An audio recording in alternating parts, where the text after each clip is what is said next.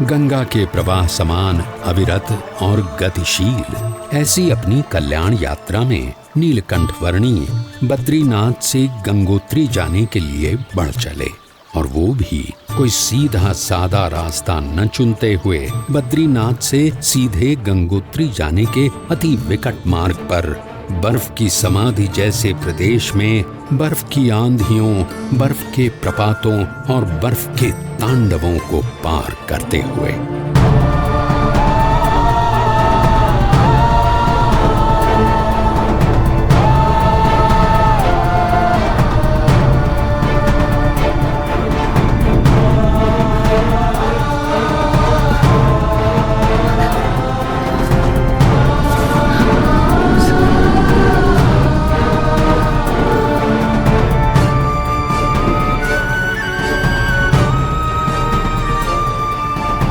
नीलकंठ वर्णी गंगा जी के उद्गम स्थान गौमुख आ पहुंचे।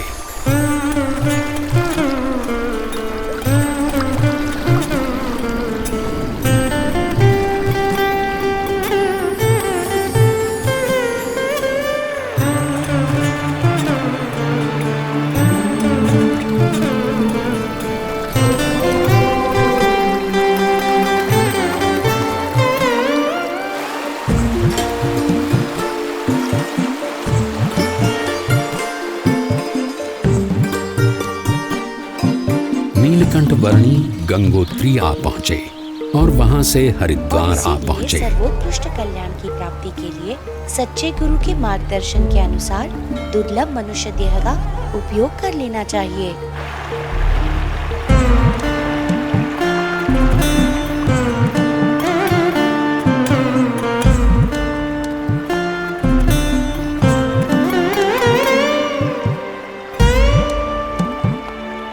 बहुत बारिश होने वाली है, जल्दी घर चलो।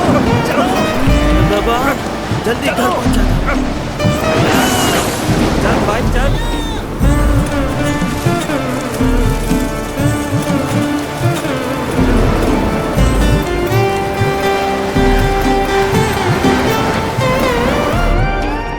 नीलकंठ वर्णी आ पहुंचे अयोध्या में, जहां से लगभग 1 साल पहले उन्होंने अपनी इस कल्याण यात्रा का प्रारंभ किया था। अरे गसीदार जी, कैसे हो? जिसकी गली गली में नीलकंठ वर्णी के बाल घनश्याम स्वरूप की अनेक स्मृतियों के भंडार भरे हुए थे, उस अयोध्या नगरी में सब कुछ पूर्ववत यथावत लग रहा था।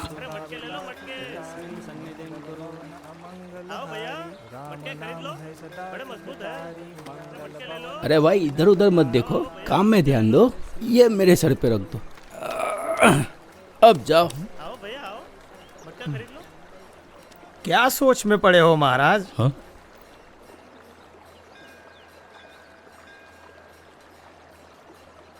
सोच रहा हूं कि ये संसार का चक्कर भी अजीब है।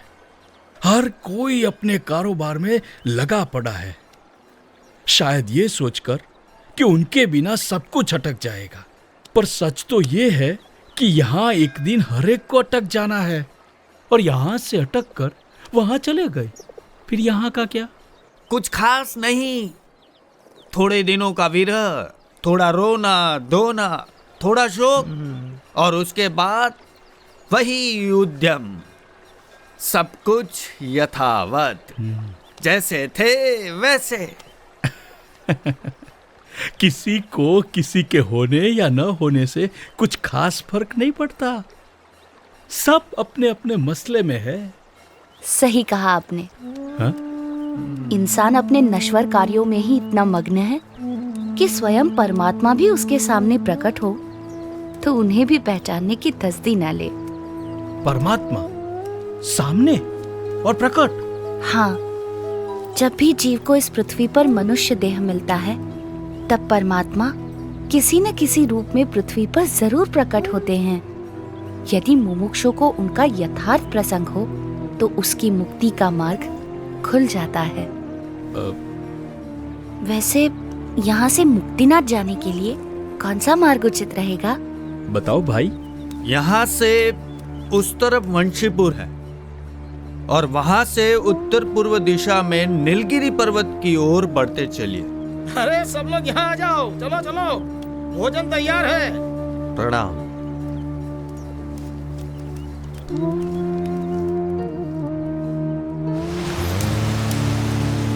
नीलकंठ वर्णी ने लगभग 1 साल पहले अयोध्या से अपनी कल्याण यात्रा का प्रारंभ करते हुए सरयू नदी में कूदकर उसे पार करके जाने का मार्ग अपनाया था, और आज अयोध्या से मुक्तिनाथ की ओर जाने के लिए भी उन्होंने वही मार्ग अपनाया।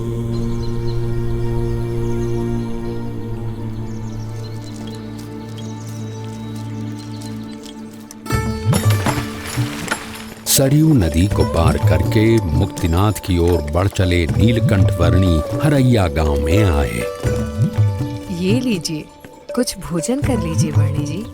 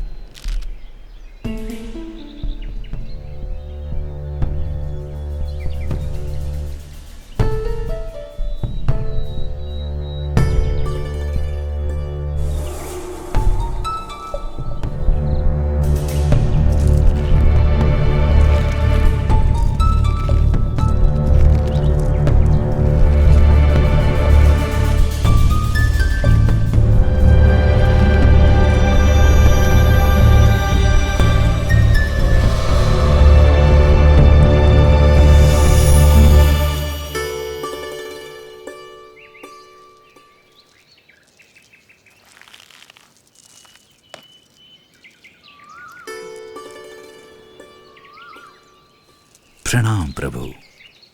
बड़ी दिव्य और असाधारण प्रतिभा है आपकी। शायद आप वही है जिनकी भक्ति हम करते हैं, जिनके आशीर्वाद से हमारा राज्य, हमारा संसार चलता है। आपके आगमन से मेरे राज्य की धरती तो पावन हो ही गई है। अब कृपया मेरे राजभवन में पधार कर उसे भी धन्य कीजिए। आपके और आपके परिवार के बलिष्ठ संस्कार हैं, इसीलिए मैं आपके वहां जरूर आऊंगा।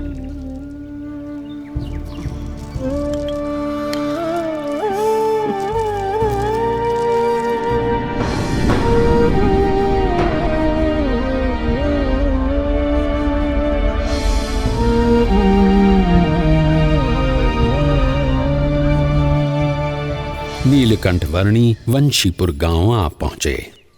कोई कहियो रे प्रभु आवन की, कोई कहियो प्रभु आवन की, मन भावन की, प्रभु आवन की, मन भावन की, कोई कहियो रे प्रभु आवन की,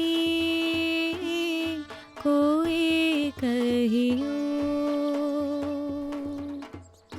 आपन आवे लिख नहीं भेजे, बान परी ललचावन की, आपन आवे लिख नहीं भेजे, बान परी ललचावन की, ये धुन ना कहो नहीं माने, ये धुन ना कहो नहीं माने, नदियाँ बहे जैसे सावन की, नदियाँ बहे जैसे सावन की, कोई कहियो। ये महाराज पैदल चलकर क्यों आ रहे हैं? हाँ? और घोड़े के ऊपर कौन बैठा है? देखूं तो महाराज पैदल, अवश्य ही कोई विशिष्ट अतिथि होंगे।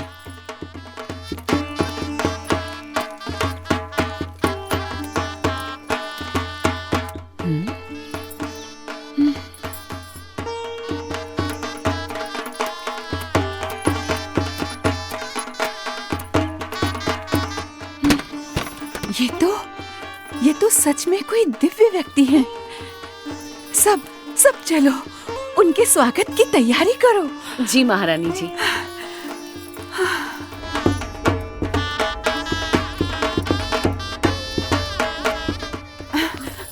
और सुनो, राजकुमारी ईला और सुशीला को भी बुला लो। जरूर महारानी जी।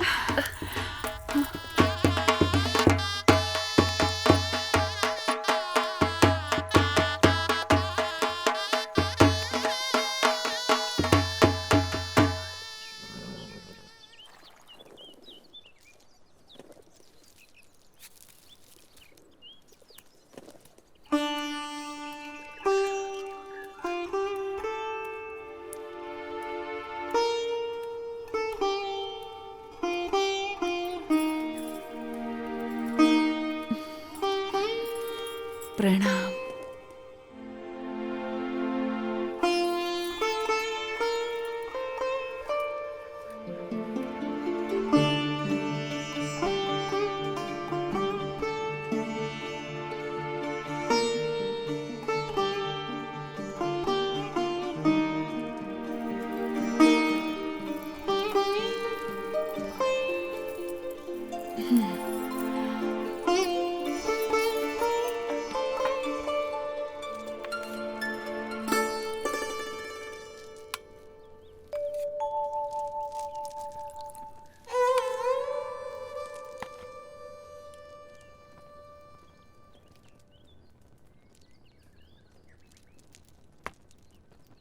वर्णी जी, हमारे राजा धर्म पालन के आग्रही है और उसके फलस्वरूप उनके ऊपर ईश्वर की इतनी कृपा है कि उन्हें इतनी प्रतिष्ठा, इतना मान सम्मान, इतनी धन दौलत, इतना वैभव, ऐसा श्रेष्ठ भोजन, सब कुछ प्राप्त है।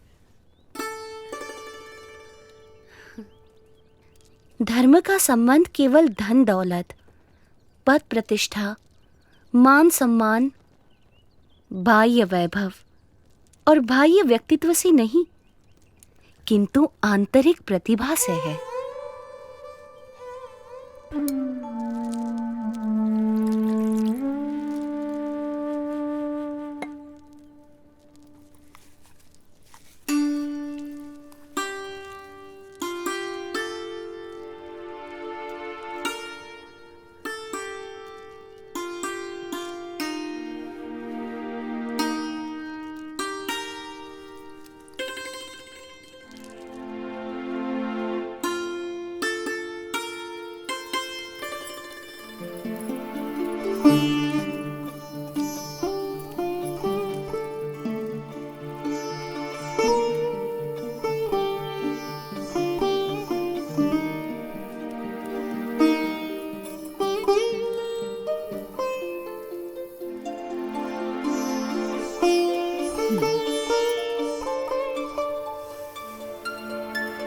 प्रभु, हमारा कोई पुत्र नहीं है। उस बात से मैं चिंतित रहती थी, पर अब आपके आने से मेरे पुत्र की कमी पूरी हो गई। अब आप यहीं रुक जाइए। आपके पूर्व जन्मों के संस्कार हैं और आपका भक्ति भाव भी है, इसीलिए मैं यहाँ आया हूँ। और आपकी तरह और कई मुमुक्षुओं को भी मुझे मिलना है।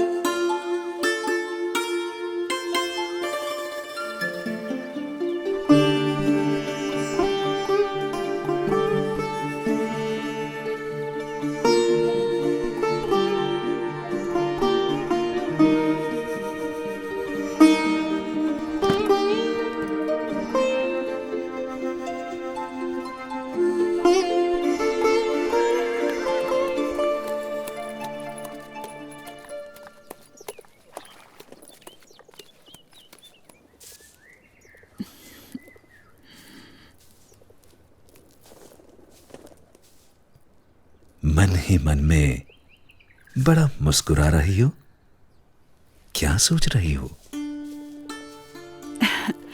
सोच रही हूँ नीलकंठ वर्णी कितने महान व्यक्ति हैं, सरल जीवन और उच्च विचार। और हमारी ईला और सुशीला भी कितने भक्तिभाव से उनकी सेवा में जुड़ गई हैं।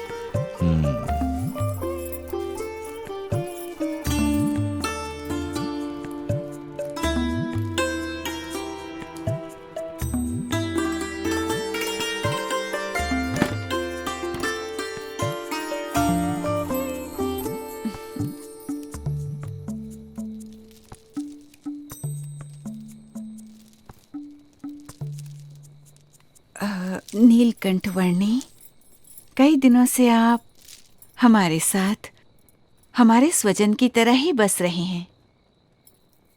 और केवल हम ही नहीं, पर यहाँ छोटा बड़ा हर कोई आपको अपना स्वजन समझने लगा है। सभी को आपसे लगाव हो गया है। इतने दिनों से आपका जीवन निकट से देखकर हमें प्रतीति है कि आप कोई असाधारण दैवी तत्व हैं, साक्षात परमात्मा हैं। ये सब देखकर मेरे मन में एक विचार आ रहा है कि यदि आप हमेशा के लिए हमारे स्वजन बनकर रह जाएं, तो कितना अच्छा होगा।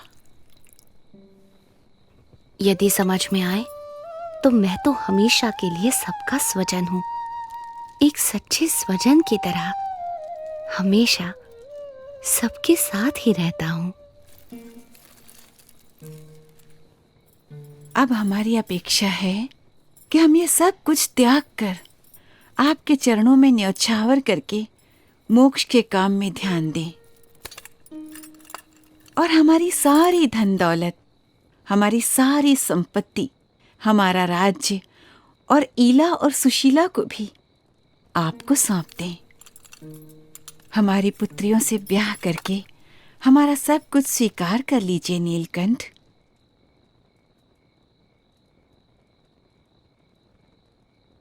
आप तो साक्षात परमात्मा हैं। आपसे अच्छा पति हमारी पुत्रियों को कहाँ मिलेगा? माते, जो सबका स्वजन है उसे केवल अपना बना लेना चाहती हैं। मैं आप सबको सारे बंधनों से मुक्त करना चाहता हूँ और आप मुझे ही ये सब बंधनों में बांधना चाहती हैं। बेटा, अभी जवानी फूटी नहीं है, इसलिए ऐसी बातें कर रहे हो। पर जब जवान हो जाओगे तब स्त्री सुख के बिना रह नहीं पाओगे। जब स्त्री सुख के लिए तड़पोगे तब एहसास होगा कि ऐसी सुंदर कन्याओं और ऐसे राज्य का प्रस्ताव ठुकरा करके तुमने बहुत बड़ी भूल कर दी। पर तब यह मौका निकल चुका होगा। क्षमा कीजिएगा, पर आप मोह में अंध होकर मुझे जानते हुए भी मेरा असली स्वरूप भूल रहे हैं।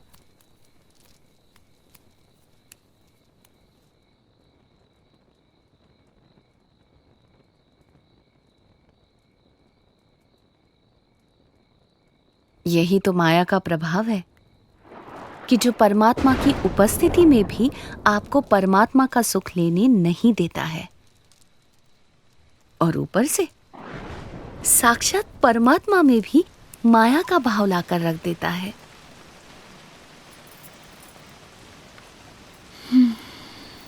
माँ, पिताजी, ये नीलकंठ तो निर्लेप है, निर्विकारी है। ये सब मोह माया से परम सुख के दाता स्वयं परमात्मा हैं। वे ऐसे क्षुल्लक लौकिक सुखों में क्यों बंधेंगे? हाँ माँ, मोह से मुक्त होकर और हमारी चिंता छोड़कर नीलकंठ वर्णी की महिमा को अंतर में दृढ़ रखो। हाँ बेटा।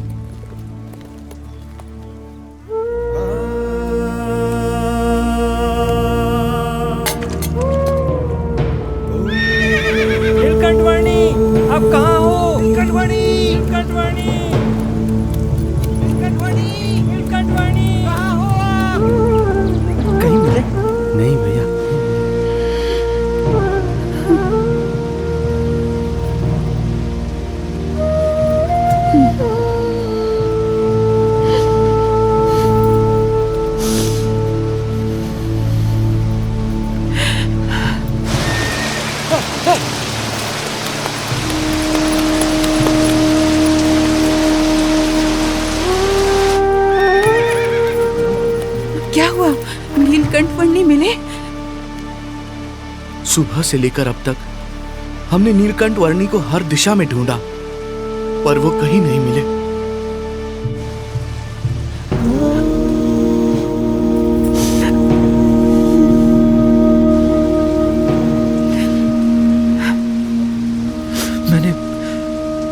मैंने दूर दूर तक ढूंढा पर नीलकंठ वर्णी नहीं मिले।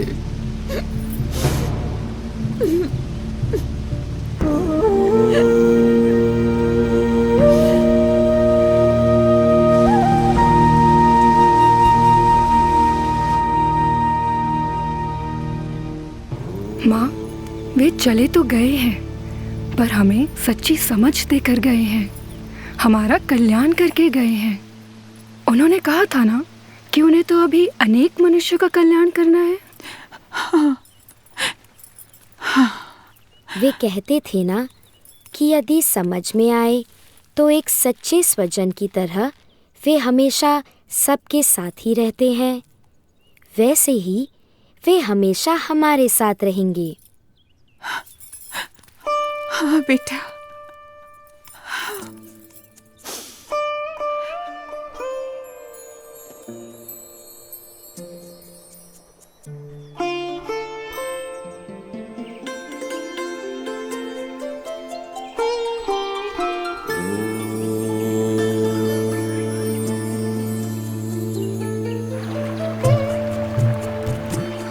हर एक को हर बंधन से मुक्त करके परम कल्याण के मार्ग पर प्रेरित करने के लिए जिनकी ये कल्याण यात्रा थी, वो नीलकंठ वर्णी किसी भी प्रकार के मायिक बंधनों में बंधकर कैसे रह सकते थे।